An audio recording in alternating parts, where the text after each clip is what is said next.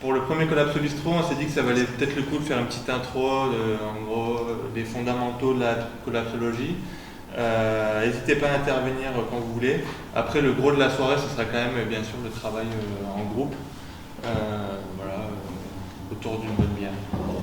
Et donc, c'est le premier Collapso Bistro. On voulait être sur une approche plus psychologique, un peu comment vivre avec cette idée d'effondrement à venir. Pour le prochain, on aimerait, d'ailleurs c'est pas encore définitif, hein, mais on aimerait effectivement faire plus, avoir plus pour thème quelle stratégie développer face à tout ce qui arrive, c'est-à-dire quel choix de vie, quel mode de vie, quoi faire quoi. Sur le troisième, on aimerait plus parler de faire une sorte de simulation. C'est l'effondrement, qu'est-ce que je fais concrètement, est-ce que je vais voir ma famille? Est-ce que je reste en ville? Est-ce que voilà, toutes ces questions-là. Et pourquoi pas un quatrième où ce serait l'effondrement s'est passé, quel monde on veut? Quelles utopies?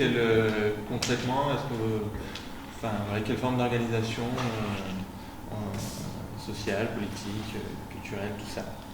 Donc n'hésitez pas voilà, à m'interrompre pour poser vos questions. En gros, c'est parti pour la collapsologie. On va dire que la définition la plus partagée par les collapsologues, c'est celle de Yves Cochet, pour qui la collapsologie, c'est le processus à l'issue duquel les besoins de base, donc eau, alimentation, logement, habillement, énergie, ne sont plus fournis à un coût raisonnable à une majorité de la population. Par les services encadrés par la loi. Pardon ? C'est l'effondrement, ça c'est pas la collapsologie. C'est l'effondrement. La collapsologie traite de l'effondrement. Ouais, c'est vrai que j'ai peut-être fait un glissement, c'est pas peut-être raison du coup. Voilà, ça c'est Yves Cochet qui dit ça. C'était quand même l'ancien ministre de l'écologie de Jacques Chirac. Donc c'est pas n'importe qui parle, c'est pas un illuminé avec des théories bizarres. Et d'ailleurs, il a fondé l'Institut Momentum, où justement il parle beaucoup de prospective sur notre futur proche et à long terme. Voilà, donc des effondrements, nous, en Europe on se demande encore si ça va arriver, si ça peut arriver. Pour moi ça a déjà commencé. Les Gilets jaunes en sont une manifestation, les marches pour le climat et tout le succès qu'elles ont en sont une autre. Il y a la démission de Nicolas Hulot, il me semble que le début du scénario se met doucement en place. Donc voilà, il s'agit de... En fait, l'effondrement, c'est la convergence de toutes les crises, donc des crises climatiques, écologiques, géophysiques, et sociales, économiques, politiques, culturelles. Il y a plusieurs stades. Les collapsologues parlent de 5 stades différents. Le premier, ce serait l'effondrement financier, comme il y a pu y avoir en Argentine en 2001. C'est donc dévaluation de la monnaie. Il n'y a plus d'argent dans les distributeurs, tout devient trop cher. Économique, comme c'est en ce moment au Venezuela par exemple. C'est vraiment un pays qui est en phase d'effondrement. Et d'ailleurs, ce qui pourrait se passer en Europe, ça pourrait pas mal ressembler à ça. Effondrement politique. La situation au Venezuela, c'est parce qu'ils sont quand même attaqués par les États-Unis, non ? C'est le Du coup, effectivement, ce fameux Yves Cochet, il prévoit... alors, je ne sais pas si vous connaissez ce graphique, c'est peut-être le graphique le plus important de l'histoire de l'humanité, ni plus ni moins. En fait, c'est donc le rapport Meadows qui a été commandé par le Club de Rome au MIT, donc on ne parle pas de rigolo quand même. C'était en 70, je crois, ouais. Ils ont rentré plein de données sur un logiciel très complexe de simulation, et ça a donné à peu près ça, ça a donné ça. Et malheureusement, on se rend compte que ce modèle est terriblement juste et terriblement robuste. C'est-à-dire que leur simulation, en fait, les simulations, c'est les petits points. Et là, par exemple, en continu, c'est ce qui s'est vraiment passé. Donc vous voyez que quand même, ça suit pas mal finalement. Et aujourd'hui, on en est, donc 2025, on est à peu près vers là. Donc vous voyez qu'on est vers ce moment charnière où il va y avoir une population qui va un peu stagner sur un niveau... Voilà, sur ce niveau-là. Du coup, la nourriture et les services par habitant qui commencent à décliner, là, on est vraiment vers le haut, quoi. Et Et donc ensuite, même l'industrie qui commence à décliner, et ce qui peut surprendre, hein, mais qui finalement s'explique, la pollution continue d'augmenter un peu, mais finalement finit par descendre parce qu'il y a moins d'activité, il y a moins de pollution. Mais la pollution générée par l'activité, mais la pollution, parce qu'il y a des fois des décalages, là, toutes les épaves en mer, sur les solutions-là, les épaves en mer, ils n'ont pas encore leur largué entre guillemets leur cochonnerie là, de chute calcaire, ça va être. C'est optimiste ce graphe par rapport à la pollution. Il est optimiste malheureusement. C'est pollué des fois pour certaines matières. Après ça s'est été publié en 1972 oui. De Rome, c'est des scénarios possibles. Oui, c'est ce qui va arriver après le Club de Rome disait il prévoyait l'effondrement de notre civilisation en 2030. Après, Pablo Servigne, pour lui, ça sera à partir de 2020, 2025. Voilà, il y a des estimations qui varient, mais en gros, si on continue ce modèle de société, c'est inévitable. Alors, il y a peu de climatologues qui se risquent à dire, c'est pas comme la météo, hein, oui, donc dans 2-3 ans, ce sera comme ça. C'est un peu compliqué, mais quand même, ce fameux Yves Cochet prévoit la fin, on ne parle pas de fin du monde, on parle de fin d'un monde, du monde occidental. Voilà, d'un système occidental basé sur la finance, avec la spéculation. Voilà, donc notre monde, entre autres en Europe. Lui, donc, il prévoit la fin de ce monde-là tel que nous le connaissons entre 2020 et 2030. Après, il y aurait un intervalle plus ou moins délicat, un intervalle de survie, quoi, entre 2030 et 2040. Le début d'une renaissance entre 2040 et 2050. Et donc il explique que l'effondrement de la première étape est possible dès 2020, probable avant 2025 et pour lui certaine avant 2030.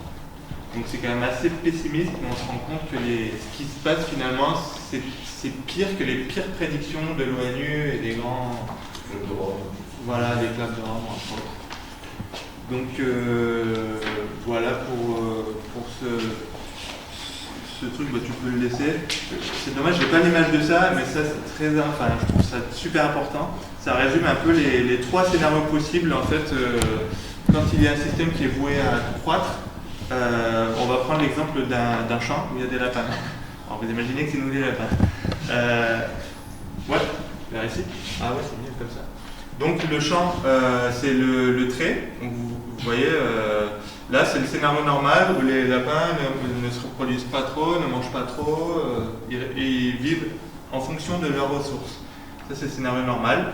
Le scénario de surcharge, c'est que les lapins commencent à se reproduire un peu trop et du coup, ils utilisent un peu trop les ressources. Donc, il y a plus de lapins, c'est la ligne rouge, et il y a un peu moins de ressources.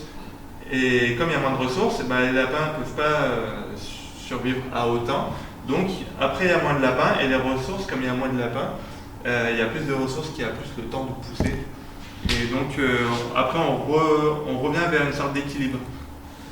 Et là ce qui se passe malheureusement c'est le déclin. C'est ce qu'on fait nous les Homo sapiens sapiens. C'est que du coup il y a de moins en moins de ressources. Nous on est de plus en plus et on n'en a rien à faire, on est de plus en plus, on fait de plus d'enfants, on consomme de plus en plus. Et sauf que les lois de la physique, elles n'ont pas d'humour, elles ne rigolent pas, quand il n'y a pas. Et du coup, malheureusement, on arrive à... Vous voyez, au final, on arrive à peu près à ça, quoi. Une surcharge et a priori, après, une chute plus ou moins inévitable. Alors, ça vient dans certaines régions, parce qu'après, il y en a d'autres qui ne peuvent pas dire ça, quoi. Oui, c'est vrai. C'est un peu une insulte. Moi, je trouve ce schéma excellent, mais j'aurais moi rajouté personnellement quelque chose qui est essentiel, et même pour Homo sapiens sapiens, c'est la biodiversité. S'il n'y a plus d'abeilles, je prends l'exemple de l'abeille, mais c'est les 15 millions d'espèces supposées existantes sur la planète. Il y en a plein, pendant qu'on a parlé, là, il y en a combien qui ont disparu pendant qu'on parle? Un seul chiffre, c'est avéré, c'est pas une projection. En 10 ans, on a perdu 30% des oiseaux en France. Et donc, ça veut dire que l'humanité, si elle veut survivre à cet effondrement, elle aura besoin de la biodiversité. Et là, c'est en train de se casser la gueule grave. Parce qu'en plus, j'ai regardé ce que tu as dit sur la pollution globale. Mais c'est un indicateur de la pollution industrielle par habitant. Ouais. Par habitant, il ne mesure pas tout, là. Il ne mesure pas ce que tu as dit, on balance au fond des océans. Malheureusement, ouais. Aussi, à notre chiffre, on a perdu 80% des insectes en Europe en 30 ans. Et je tiens à préciser que la courbe ne tient pas compte des réchauffements climatiques. En plus. Voilà. Oui, voilà. C'est pour dire que c'est encore plus sinistre. C'est encore plus noir que ça. Je vais vous parler des impasses par rapport à tout ça. On a déjà commencé à l'évoquer. Mais il y a des choses qu'on n'a pas forcément à l'esprit. Mais par exemple, si on imagine qu'on descend dans la rue, bon, c'est déjà ce qui se passe, mais que les politiques nous écoutent, qu'on divise effectivement notre niveau de vie par 10, c'est à peu près ce qu'on devrait faire. En moyenne. Voilà, c'est-à-dire vivre à peu près comme un zadiste en moyenne. Dans ce scénario-là, le système s'effondre, puisque finalement on ne fait plus fonctionner le système actuel, donc il s'effondre. Et si on ne fait pas ça, c'est encore pire parce qu'on continue dans le délire capitaliste, travail, consommation, tout ça, et à la fin le système s'effondre de fait. Donc soit le système s'effondre, soit le système s'effondre. Donc au final on en revient presque au constat que vaut mieux que ça s'effondre vite si on veut garder les ressources pour repartir plus tard sur quelque chose d'assez viable. Il y a un peu l'image de l'élastique, vous savez, on tire, mais ça fait pas mal puisqu'on l'a pas lâché encore. Mais plus on l'attend, plus on tire, et à un moment, ça va faire mal, quoi. Ouais. Et puis il y a aussi l'impasse, malheureusement, du colibri. Je ne sais pas si vous connaissez l'histoire du colibri qui amène sa goutte. Le problème, c'est que ce qui se passe, c'est qu'à la fin, il meurt d'épuisement, en fait, le colibri. Parce que c'est bien, il a amené sa goutte. On n'avait pas dit ça. Ouais, et il se garde bien de le dire, d'ailleurs. Ah oui, parce que sinon c'est le désespoir. Non, parce que si le colibri est anticapitaliste et qu'il sait stratégie. Ce qu'on oublie dans l'histoire du colibri, c'est que quelqu'un qui alimente le feu, quoi. Ah oui, c'est un peu ça l'histoire. Ouais, c'est ça aussi, ouais. Il y a plusieurs versions. Ouais, il y a plusieurs versions. C'est pas mal ça. Mais ce que j'en peux observer, il indique quand même qu'il va y avoir des néo-ruraux qui vont aller devenir de nouveaux agriculteurs, et les colibris, c'est un petit peu ça. C'est vrai. Mais c'est ce qui se passe même actuellement en ce moment. Il y a plein de personnes qui partent des villes pour s'installer à la campagne, et justement pour créer leur micro-ferme, un concept, éco-village, etc. Ah non.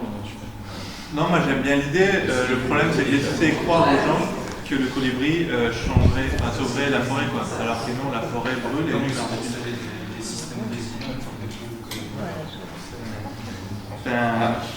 Juste à titre personnel, fondateur de Alternativa, et il disait qu'il fallait marcher sur les deux pieds, et un pied c'était faire sa part de manière individuelle, s'engager, changer son mode de vie, ses comportements. Voilà, c'est vraiment des trucs individuels, et à la fois il fallait militer, s'engager pour le collectif, donc soit avec des opérations de désobéissance civile, soit dans des trucs comme ça. Il faut militer. Après, il y a d'autres courants qui aujourd'hui disent qu'il faut se radicaliser, carrément. Bloquer des usines. Non, pas forcément. Non, il faut désobéir. De production. Désobéissance civile. Mais ce sera. Au XXe siècle, on disait plus ça, maintenant on disait agir localement, penser globalement. On le dit encore, hein. Cette image du colibri pour illustrer le fait qu'être exemplaire, malheureusement, ne suffit plus. Il faut militer. Parce qu'on n'a plus le temps d'être exemplaire et d'espérer, d'inspirer autour de. Voilà, malheureusement. Ça suffit pas. Ça suffit à être en cohérence avec soi-même et peut-être être heureux grâce à cette cohérence. Partage d'huile. Voilà, on fait stage d'huile. Sinon, c'est pas les morts. En ville, vous n'avez pas le chemin. Voilà. Donc le but, c'est de ne pas forcément être en ville à ce moment-là.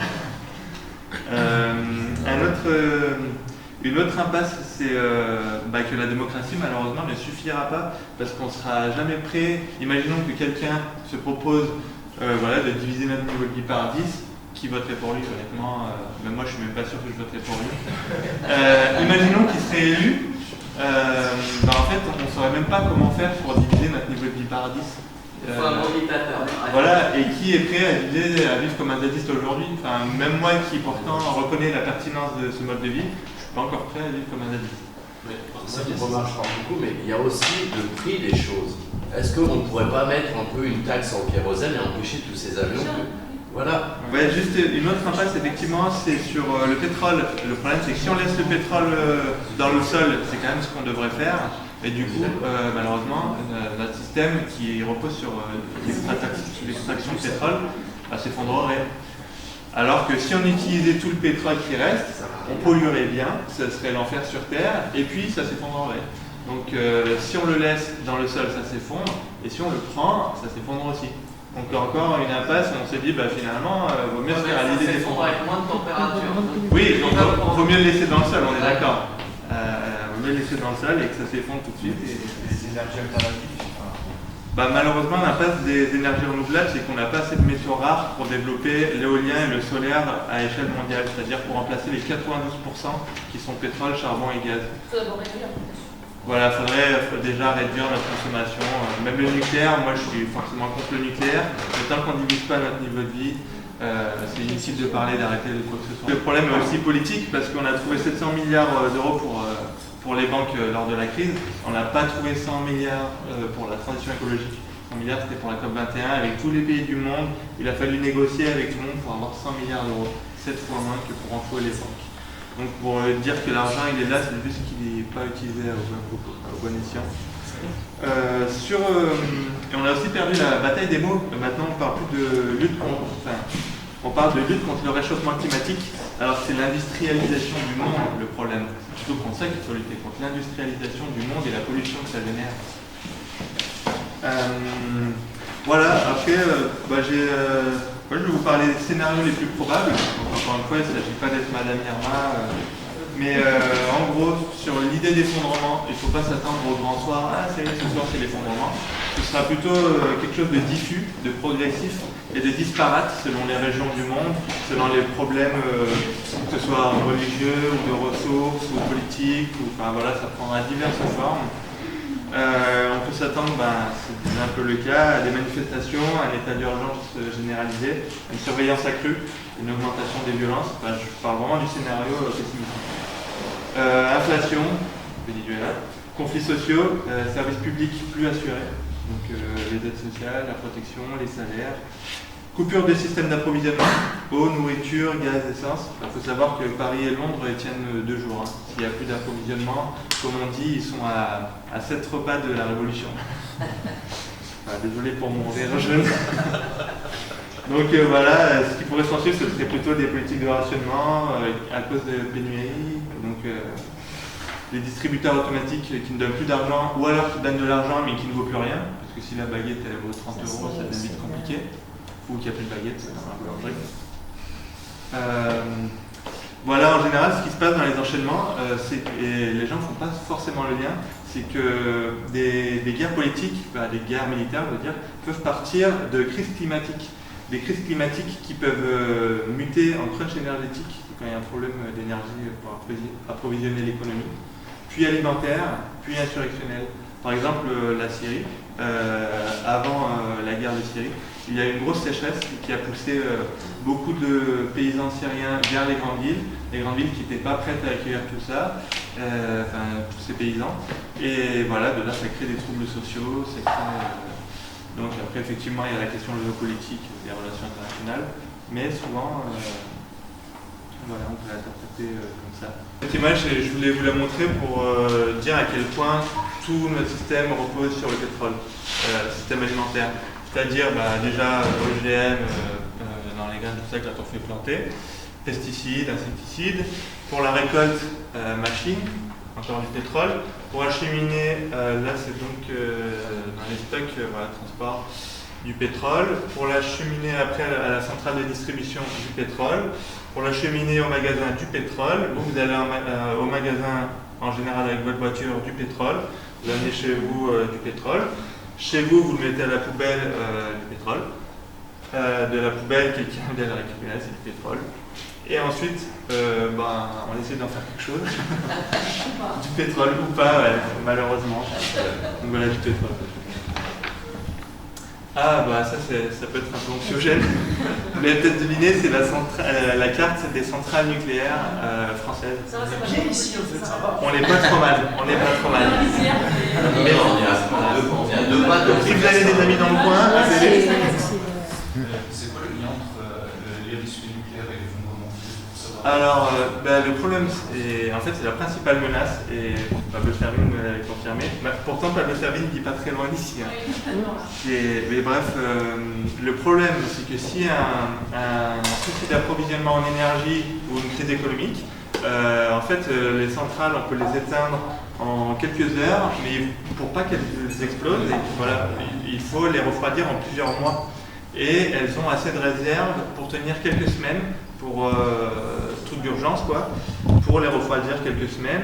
Et le problème c'est que du coup on peut pas, il faut dans cette situation-là qu'il y ait toujours assez d'argent pour payer des ingénieurs qui viennent travailler chaque jour pendant des mois. Donc il faut de l'argent, il faut de l'énergie, donc de l'eau pour la refroidir.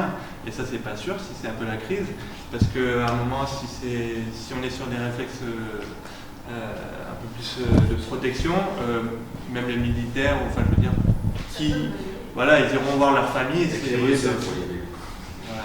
Donc ça c'est assez simpliste parce que c'est au moment où ça explose, ça c'est la zone d'exclusion en rouge, et là c'est plus la zone de contamination, mais ce qui ne prend pas en compte et qui est important, c'est les cours d'eau et le vent. Voilà, et le vent.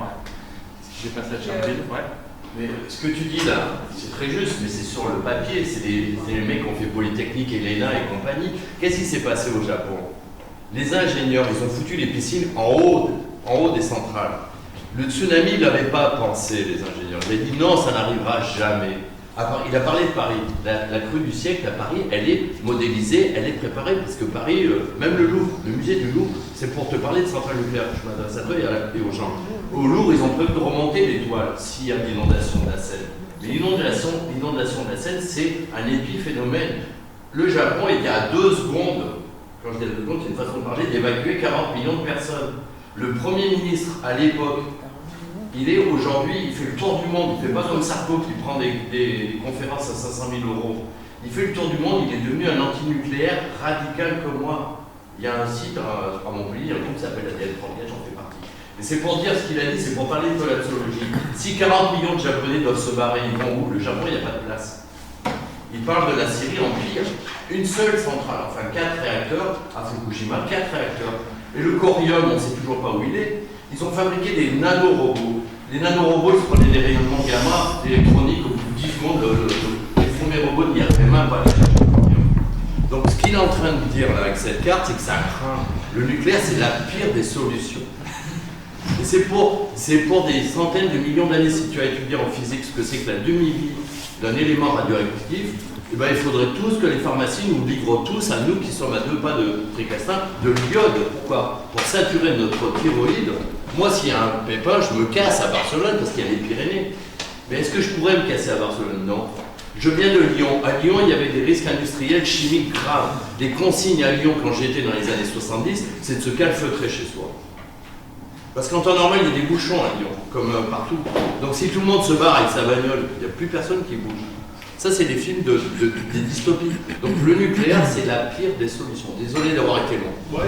Après, je sais que du coup, mettons, nous, on est dans un coin de Cévennes un peu paumé et tout, et qu'on avait, pas moi, on m'a dit, qu'en fait, on était plutôt bien situé au niveau des vents, des croisements, etc., parce qu'on était entre plusieurs montagnes, un truc comme ça, et que du coup, en fait, ça dépend. Enfin, le nucléaire, le plus gros risque, si on n'est pas dans les zones extrêmes rouges, etc., c'est vraiment le vent, quoi. Et que, nous, à part si parfois il y a un vent contraire ou quoi, ça va plutôt bien. Si les 50 ne pètent pas. Ça arrive le bon jour, alors.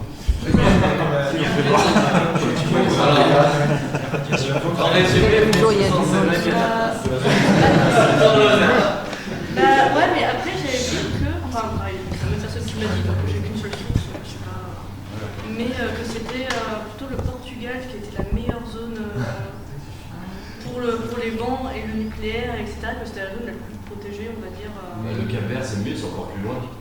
C'est sûr que le Portugal n'est pas central. C'est pas une question de distance, la preuve c'est que Tchernobyl, on se fait pris dans les gueules. C'est ça, encore. Donc là, 3 fois ta salade quand même. José, s'il te plaît.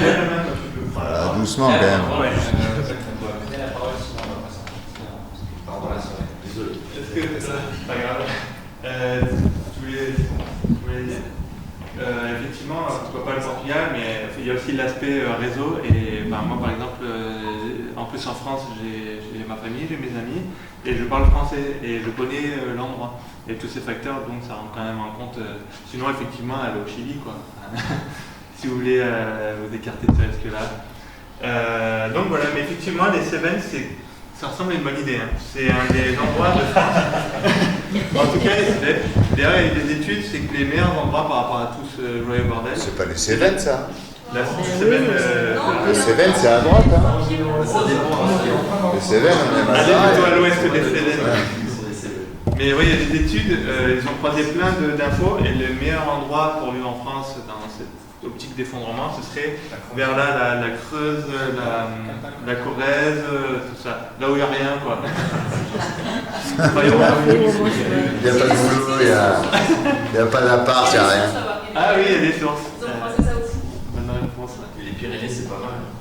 Les Pyrénées aussi, ouais. L'Ariège. Et ce qu'il ne faut pas négliger, c'est que dans les Cévennes et en Ariège, il y a historiquement des cultures de solidarité, d'entraide entre les communautés, parce que c'est des communautés qui étaient plus ou moins persécutées par les dits de Nantes, par les catholiques, tout ça. Alors bon, toutes ces raisons un peu historiques qui font que vaut mieux être dans ce genre de scénario. Pour l'approche psychologique, et on va à peu près terminer là-dessus pour passer aux ateliers ensuite.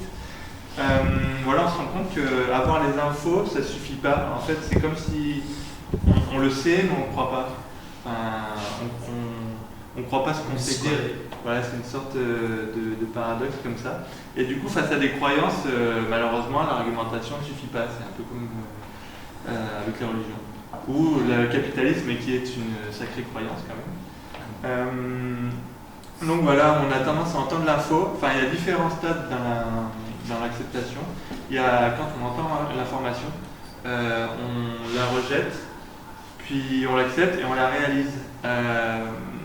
Et effectivement, ce qui se passe en ce moment, c'est que du coup, la plupart des gens sont vers là. Et comme dans les années 30 avant la guerre, est-ce que tu peux juste impliquer comme dans les années 30 avant la guerre, on se divertit pour oublier, on est dans l'idée voilà, de chercher un bouc émissaire aussi. Il y a une échelle de chez Fourcade qui est très intéressante. C'est un peu l'échelle de la conscientisation, où il dit que le premier stade, c'est il n'y a pas de problème. Le deuxième stade, c'est il y a un problème principal qui, une fois résolu, résoudra tout le reste. Pour moi, par exemple, c'était le système banquier de spéculation. Le troisième stade sur les 5, c'est il y a plusieurs problèmes différents. Donc en général, il y a plusieurs problèmes différents. On commence à approcher à la collapsologie. Le quatrième, ces problèmes différents sont tous interconnectés. Donc là, on est vraiment sur la collapsologie. Quand on réalise l'interconnexion des crises qui s'entre-déterminent entre elles.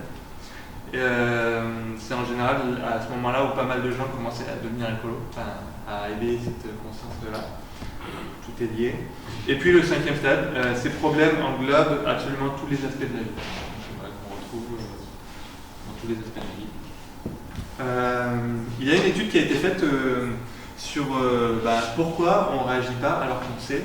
Et en fait, ils sont aperçus que les gens, globalement, notre cerveau est fait d'une telle manière qu'on préfère accepter un plaisir immédiat plutôt que de le refuser pour un hypothétique bienfait plus tard. C'est-à-dire que ce bienfait, il serait plus tard, et en plus, on n'en est même pas sûr. Du coup, on va vers... on réagit plus à l'émotion, à la sensation, à la tentation. Et donc, en général, qui que vous soyez et qui que vous connaissiez, il est quelqu'un, il est forcément quelque part sur cette fameuse courbe du deuil où la plupart des gens sont là, la vie est belle, il n'y a pas de problème. Quoique, la plupart des gens, ça commence vraiment à changer. Là, on commence à avoir l'intuition que c'est pas soutenable, il va se passer quelque chose. On sait pas encore trop quoi, ou c'est un peu compliqué parce que c'est aussi un problème d'imaginaire. L'imaginaire dans la culture, d'effondrement, c'est Mad Max. Même le cinéma n'a pas trop fait d'autres imaginaires. Il y a La Belle Verte qui est sympa. C'est dommage. Les artistes ont un gros boulot, c'est Pablo Servigne aussi, un gros boulot à faire sur l'art, puisque les récits qu'on raconte deviennent réalité finalement. C'est une sorte de prophétie autoréalisatrice. Et donc. C'est parce que les ingénieurs lisent de la science-fiction aussi. C'est parce que les ingénieurs lisent de la science-fiction. Ah, d'accord. Pour moi, c'est une des grandes raisons de tout ce qui se passe. Ouais. D'accord. Donc voilà, la première étape, le déni, c'est une réaction naturelle de l'esprit pour se protéger. Vous savez, c'est comme quand, il y a un choc physique, on s'évanouit, c'est le corps qui se protège, qui se met en mode veille. Là, c'est la même chose, mais pour le mental. Quand c'est trop dur, quand c'est... Et c'est la même chose quand on a une rupture amoureuse ou qu'on perd un proche. C'est un peu tous ces mêmes phases là, qui s'enchaînent. Alors c'est pas une vérité, hein, c'est une tendance et on peut être là et puis revenir là, ou, voilà. Donc le deuil n'est pas l'effacement de la douleur, c'est le fait que ça fasse moins mal, c'est-à-dire qu'on arrive à vivre avec. Donc souvent, quand on réalise à peu près la chose, il y a les salvapétistes, hein, encore une référence à Servigne. De là peut arriver la colère et la peur. Mais bordel, comment ça se fait qu'on en est là? Moi je faisais confiance aux scientifiques, il y a quand même des gens payés pour ça, et au final, effectivement, c'est pas soutenable. Donc de là, on essaie de trouver, voilà, c'est le marchandage, c'est un peu mon époque, j'aime beaucoup Alternativa, mais c'est un peu mon époque où j'étais Alternativa, à dire, ah ok, c'est compliqué, mais il y a des solutions, et effectivement, il y a des solutions. Et ce qui est terrible, c'est que si on les applique à grande échelle, on peut vraiment changer les choses. Mais le fait d'inertie fait qu'on ne sait pas ce qui se passe, et malheureusement, je préfère l'acter. Et donc voilà, marchandage, si on s'y met tous, ça va se passer. Moi, c'était il y a un an, je suis arrivé à peu près là. Donc depuis, j'ai fait toutes les phases. Donc dépression, hein, plus rien n'a de sens, à quoi bon, voilà, comme tu disais, autant tout cramer, qu'à cela ne tienne. Voilà. Ensuite, la réaction qui peut être, qu'on peut avoir, c'est essayer de trouver un sens à ces blessures, chercher à voir comment accepter la perte d'illusion, parce que mine de rien, quand on parle d'effondrement, c'est compliqué d'avoir des projets à long terme. Ça n'empêche pas d'en avoir, mais on n'est pas sûr qu'ils vont arriver. Je veux dire, on n'est plus maître de son propre destin. Et donc, voilà, la perte de l'illusion par exemple, d'être à la retraite un jour, d'avoir un futur stable, ou d'être en sécurité. Voilà. On a tous fait notre deuil de ça. Ouais, il y a longtemps. Voilà, après, peut-être que dans cette salle, vous êtes pas tous à la même étape. En Occident, on a un peu peur du changement, parce que pour nous, le changement, on ne sait pas, et ce qu'on ne sait pas, on en a peur. C'est un peu le principe du racisme, hein, on a peur de ce qu'on ne connaît pas. Et alors que par exemple en chinois, menace et opportunité, pour eux c'est la même chose. D'ailleurs ils ont le même symbole pour dire menace et opportunité, parce que pour eux c'est juste changement. Ni bon ni mauvais, c'est changement. Et donc changement, ce sera ce qu'on en fera, et ça c'est quand même une bonne nouvelle. Voilà, donc après ce que je vous souhaite c'est d'arriver ensuite vers le pardon, le sens et le renouveau, l'acceptation. Et puis, pourquoi pas, la connaissance, la sérénité. Et ça, c'est ce que j'observe souvent autour de moi, chez des personnes qui ont un peu pris la crête de la collapso, où c'était très dur, moi aussi ça a été quand même assez dur, et qui ensuite arrivent sur des phases de vie avec un bonheur plus ancré, plus... et même moi, je me sens presque plus heureux qu'avant la lancée de Transfert Basique. Justement, par rapport à ça, moi, ton témoignage, ouais. Par rapport à ça, Vas-y, ouais. Mais personnellement, je sais pas si c'est cause de mon jeune âge ou quelque chose comme ça, mais en fait, on m'a toujours dit toute ma vie, bon, ça risque de péter un jour, etc. Mais depuis que je suis née, on me le dit ça. Et en fait, vu que c'était pas quelque chose d'avéré, dans la tête, c'était potentiel. Et en fait, quand je l'ai appris, je me vraiment tout ça, ça allait arriver bientôt, sûrement, plus tard, je pense. Et en fait, au final, ça m'a vachement soulagée parce que ça me faisait beaucoup plus peur de vivre dans un monde où justement tu vas pas à la retraite, tu sais plus quoi faire, tu regardes la télé jusqu'à temps de mourir. Tu peux vivre dans un monde où justement tu peux faire des choses réelles qui t'apportent une vraie utilité et une vraie impression de vivre, on va dire.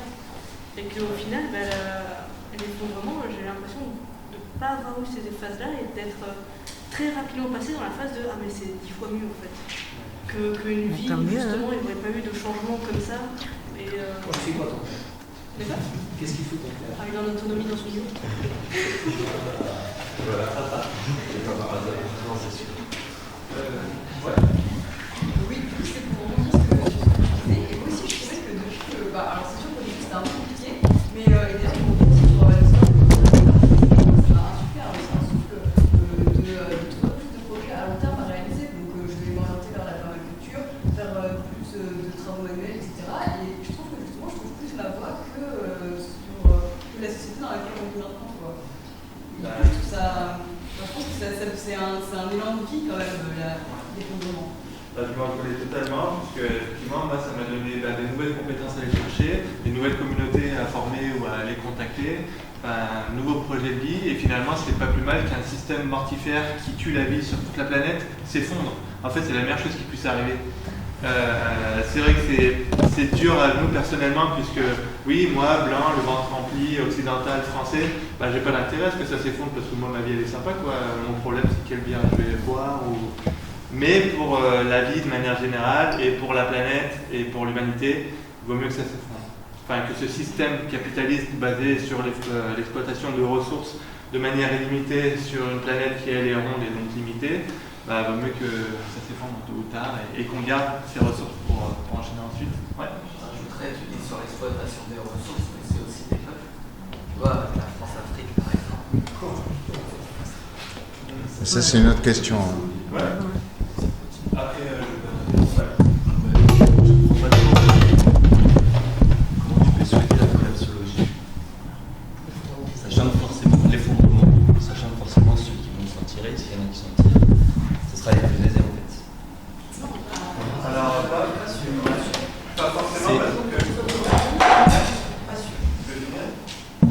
que... Non, ce qui pourrait se passer, après je vous donne la parole, c'est qu'on pourrait avoir un peu un renversement parce qu'au final, les sociétés les plus connectées, les plus financiarisées, tout ça, pourraient être celles qui auraient le plus de mal à rebondir après l'effondrement. Alors par exemple, en Afrique, dans les villages, ils savent où ils font pousser. Pas inter-société, à l'échelle d'une société.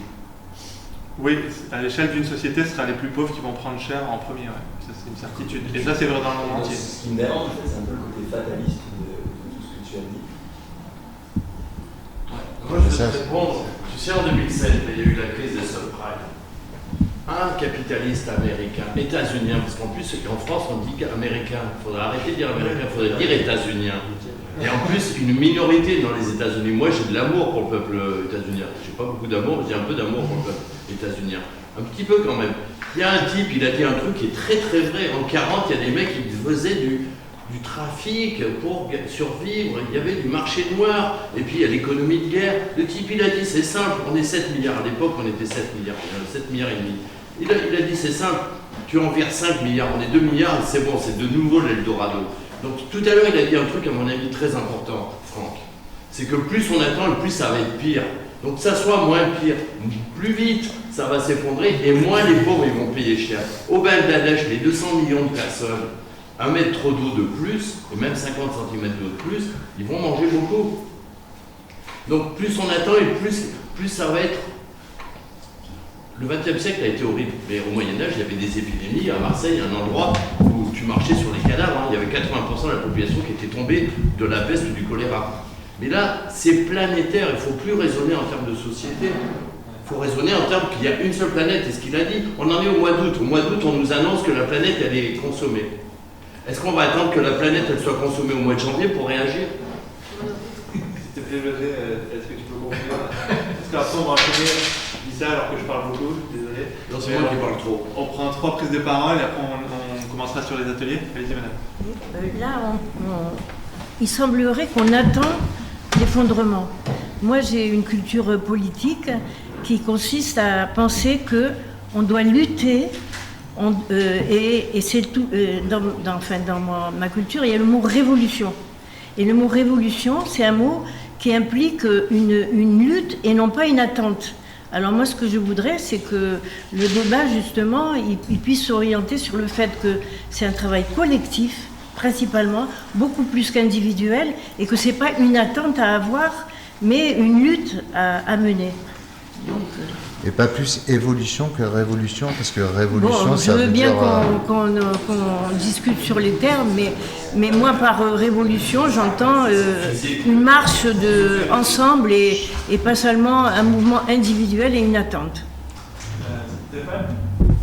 Alors, ce que je pourrais répondre à José, je pense que le Bangladesh, même s'ils prennent 50 cm d'eau, ils ne vont pas attendre qu'ils prennent les 50 cm d'eau pour venir nous voir et nous dire les gars, on est là et venez nous sauver. Enfin, je suis d'accord. Voilà. Il faut prendre ça en compte, quoi. Après, je suis d'accord avec madame. Effectivement, ce soir, c'est pas forcément un thème, mais les prochains collaborateurs, enfin, moi, c'est m'intéresse, c'est comment on dépasse tout ça, quoi. Qu'est-ce qu'on en fait, parce que c'est pas en choisissant d'aller en Ardèche qu'on va... Du coup, c'est par rapport du coup, toi, tu vois encore les choses à l'échelle d'une société. Tu vois encore les choses à grande échelle, on pourrait dire. Alors que, je reprends le plus, je reprends pas vos services, mais tout le monde est plus ou moins d'accord que à grande échelle, plus rien ne fonctionne. L'être humain, il est fait pour connaître 150 personnes dans son cerveau. Et actuellement, c'est pas du tout ce qui se passe. On est beaucoup trop mondialisé, on est beaucoup trop nombreux et beaucoup trop nombreux à se connaître. Et ça me fait pas. Mais et que du coup, en vrai, une société, peu importe laquelle, si elle est trop grande, elle ne peut pas s'en sortir.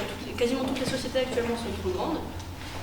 Et du coup, et pour reprendre le truc des pauvres, moi je vois actuellement en France, de ce que je connais, parce que vraiment ma famille elle n'est pas super riche, quoi. Mais il y a vraiment plusieurs pauvres, on va dire. Et les gilets jaunes le montrent très bien. Il y a le pauvre des villes qui va acheter tout chez Lidl et qui... même Lidl, et pire. Et qui a aucune idée de ce qui se passe, qui regarde la télé toute la journée. Et le pauvre des champs qui, lui, justement, pour pas dépenser trop d'argent dans la nourriture, va essayer d'avoir un terrain, va essayer de produire sa propre nourriture, etc. Et des deux pauvres, il y en a un qui va mieux s'en sortir que l'autre pendant l'effondrement. Et actuellement, moi je préfère largement être le pauvre qui peut s'en sortir en faisant pousser ses légumes que le riche qui se dit je vais me louer une île pour le reste de ma vie et peut-être aller dessus un jour pour attendre que les autres viennent me tuer, quoi. Le riche, il emploiera du pauvre. Oui, sauf que le riche, à un moment, l'argent, ça ne vaudra plus rien. Du coup, c'est les pauvres qui vont le tuer. Alors, moi je tenais juste à apporter un autre élément de réponse, juste sur le savoir des différentes partitions. Si on catégorise la population entre riches et pauvres, les riches ils savent faire de la finance, les pauvres ils savent se démerder. Principalement. Les pauvres, je veux dire, si jamais il y a un effondrement, il y aurait une solidarité envers les pauvres parce qu'ils sauront ce que c'est qu'être dans la merde. Les riches, ils ne savent pas ce que c'est qu'être dans la merde. Ils n'ont même pas idée de pouvoir un jour être dans la merde. Donc les riches, ils vont rester dans leur idée que je vais pouvoir m'en sortir, et ils vont être totalement déconnectés de ce qui va tenter de se créer. Et ce qui va se créer, c'est... J'aime pas catégoriser les gens comme ça, mais c'est les pauvres qui vont le faire. Je pense vraiment pas que ce sera les riches. Si c'est les riches qui recréent quelque chose, ça s'effondrera un moment. Je suis assez d'accord. Moi, je voulais juste apporter un petit peu mon témoignage rapidement. Donc, pour te rejoindre, Franck, je passe aussi par les mêmes phases de nuit, la colère, la dépression. Et pour un peu te contredire, à un moment donné où on l'accepte, on prend en compte, c'est inévitable en fait. Vraiment, quand tu comprends un peu les enjeux, les finances investissants, ça va arriver. Mais il y a un moment donné où quand tu es dos au mur, tu n'as pas le choix. Il y a un côté où si tu le prends de manière exaltante, en mode les gars, il faut tenter quelque chose d'autre, de toute façon on n'a pas le choix. Si on ne fait rien, ce sera une catastrophe quand même. Autant tenter quelque chose, même si on n'est pas sûr, même si c'est un bout de la solution, il faut y aller, quoi. Il y a cette espèce d'opportunité où tu es obligé de tenter quelque chose, de s'innover dans la manière d'entreprendre, de faire du bien, de travailler ensemble, de vivre ensemble. Et ça, c'est un côté exaltant qui fait qu'on peut souhaiter l'effondrement c'est pas d'une société qu'on veut, c'est plutôt un modèle économique qui est destructeur de la vie. Et c'est plus ça qu'on souhaite, on ne souhaite pas la destruction ou l'effondrement de la vie des sociétés. Et juste pour finir sur ce que disait madame, c'est important de lutter contre le système qui oppresse les trucs, mais c'est aussi important de construire quelque chose de nouveau, construire quelque chose d'à côté et de mettre son énergie, de ne pas mettre toute son énergie dans lutter contre quelque chose, mais aussi d'en créer du neuf. Et Et pour moi, c'est avec cet équilibre-là qu'on trouvera des solutions qui permettront peut-être d'amortir le choc, d'amortir l'impact. Avec la même de parole. Oui, moi, en fait, c'est que vous disiez tout à l'heure, sur la lutte contre les réfugiés, c'est un peu moins collapsant parce qu'au final, comme Thierry le dit, il ne faut pas lutter, il faut être résilient. Au final. Du coup, c'est pas la grande idée, c'est pas de lutter réellement contre ça, c'est d'accepter et d'être résilient. Enfin, je pense que c'est le point. J'arrête de parole parce que pour moi, qu'on fasse l'atelier. C'est aussi de ma faute, j'ai pris plus de temps que prévu. Du coup, je vous propose. Pardon ? Si tu pouvais finir la cour, parce que c'est le plus différent quand même. Donc, croissance et sérénité, c'est un peu ce que j'expliquais, quoi. Trouver un nouveau sens dans la vie. Avec aussi le plaisir de la lucidité, parce que c'est quand même pas rien de se rendre.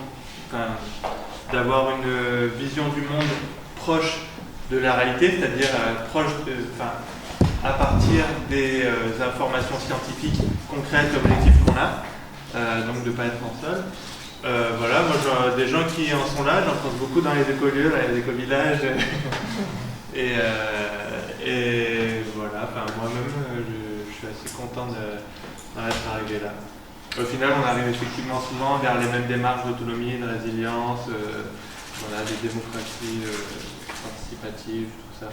C'est vrai que ça m'embête de ne pas pouvoir en parler trop maintenant, parce que ce sera surtout le sujet des prochains Collapso Bistro.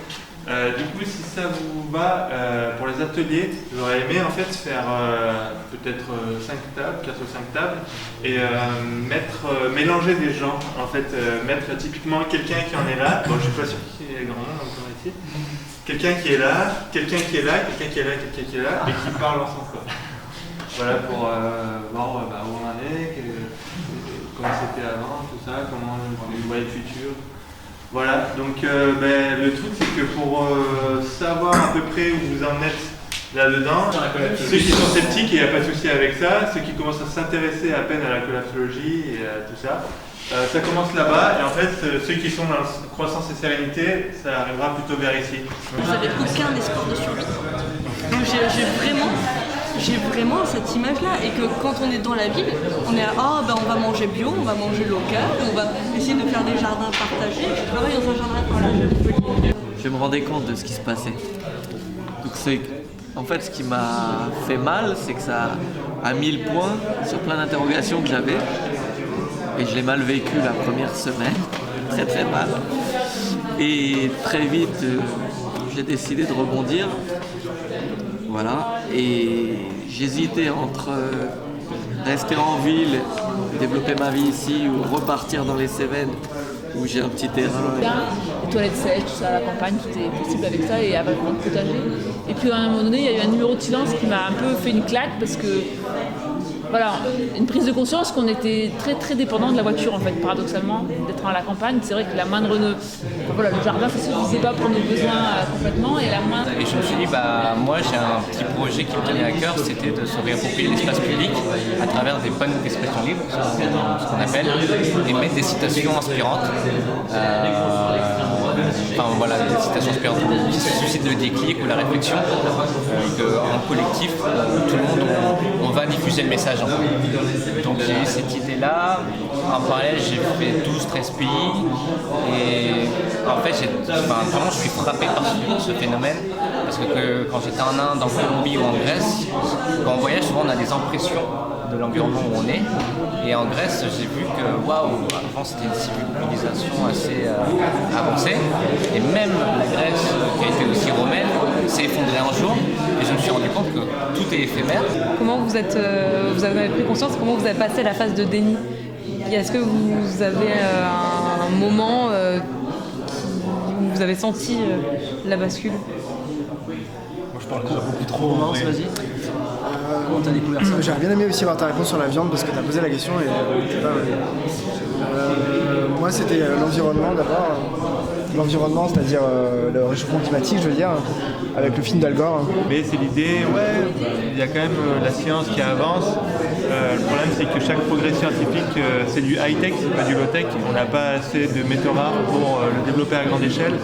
Et ça met toujours des dizaines d'années à se démocratiser. Donc, 50 ans à peu près. 50 ans entre le moment où quelque chose est une solution inventée, le moment où elle est développée, où on peut l'utiliser, c'est à peu près une cinquantaine d'années. Moi, je suis sur la fin de la courbe. Moi, je pense que je suis pas sur la courbe, tout simplement parce que cette courbe, je pense que c'est un outil qui donne des idées. Oui, c'est vrai que quand on commence à y réfléchir, on peut peut-être passer par un schéma qui reproduit cette courbe, mais après, c'est beaucoup plus variable. Enfin, ça a déjà été dit, c'est vraiment quelque chose que je mets au second plan et je me dis, bon, bah, c'est vrai que ça existe, mais je vais pas me donner un truc parce que forcément, je vais me culpabiliser par rapport à ce que je suis. Que ce soit du déni, que ce soit me dire que tout va bien avant ou après, je trouve pas ça forcément très intéressant. Moi, la collapso, ça fait, 2 mois et demi. Mais en fait, j'en avais pas besoin pour savoir que c'était la merde. C'est toujours la même chose. C'est une synthétisation de ce qu'on savait déjà. Des rapports qu'on n'avait pas forcément fait avant, des trucs auxquels on n'avait pas pensé. Par exemple, j'ai lu Servigne il y a 2 mois, donc c'est une amie du lycée qui me l'a passé, qui était déprimée d'ailleurs après. On a fait des choix. Moi j'ai fait le choix de refuser de devenir un centralien, un ingénieur. Et très vite j'ai refusé de bouffer de la viande. Mais de temps en temps je me permets. Parce que sinon j'ai l'impression que je deviens un doctrinaire, un ayatollah de... Ils me font un peu peur les véganes. Quand j'ai entendu que des véganes attaquaient les boucheries, je me suis dit ils ont tout faux là. C'est pas comme ça qu'on va y arriver. À la sortie de la guerre, manger de la viande, c'était un gage de qualité, d'avoir en manger tous les jours, c'est une aberration. C'est une aberration. Ça tient pas la route. Sur la santé, sur l'environnement. 9 milliards d'êtres humains bientôt qui mangent. Le debunking, c'est comment j'utilise la conspiration pour discréditer une théorie. Ouais. Et on peut discréditer le pouvoir des banques, on peut discréditer la montée des eaux, on peut discréditer plein de choses en faisant un beau reportage, mais on va voir qu'il est faux. Parce qu'on va mettre en avant un détail faux. Et donc je vais dire, ah bah non, mais ce truc ça n'existe pas, bah regarde, on voit bien qu'il est faux ce reportage. Organisé pour être structuré, autrement c'est le chaos systématique. Alors c'est pas du tout ce qui se passe dans la réalité. Juste pour finir, je vois dans notre communauté, le principal problème qu'on rencontre, c'est le problème de, en fait on a beaucoup de diversité de personnes, et ça se catégorise vraiment en 2 trucs que je vois clairement, l'intellectuel et le pratique. Et qu'on a beaucoup de personnes qui sont très intellectualisées, très dans la théorie, très dans le il va falloir faire comme ça, qu'on s'organise comme ça, qu'on partage, etc. Et beaucoup de personnes, du coup, qui sont dans le pratique du type il faut acheter ça, il faut faire ça, etc. Et que ces deux types de personnes-là, on n'a pas d'entre-deux. On n'arrive pas à bien s'entendre entre les deux. Les pratiques disent aux intellectuels mais non, vous faites rien, vous pouvez pas comprendre comment c'est la vraie vie, etc. Et les intellectuels disent aux pratiques mais vous réfléchissez pas, vous allez faire des erreurs, etc. Et que actuellement c'est vraiment ce qui fait que ça n'avance pas. C'est pas que l'argent détermine ce que je vais faire dans ma vie. Parce que l'argent c'est tellement fluctuant, tu prends les bitcoins, tu prends les trucs. L'argent ça veut rien dire. Le seul truc qui veut dire quelque chose c'est quelqu'un. C'est les sensibilités qu'il a, est-ce qu'il va t'aider sur ce moment, est-ce qu'il a le temps, ça c'est important. Le fric, j'arrive pas vraiment à savoir à quoi ça sert. À part à te payer et encore, quand tu achètes quelqu'un c'est fallacieux tout ça. Tu rentres dans un système où il n'y a pas d'autre solution que de l'esclavagisme à la fin de l'histoire. L'argent, ça produit l'esclavagisme. S'il n'y avait pas d'argent, les gens ils s'entraîneraient. Le troc, tout ça, c'est beaucoup plus intéressant.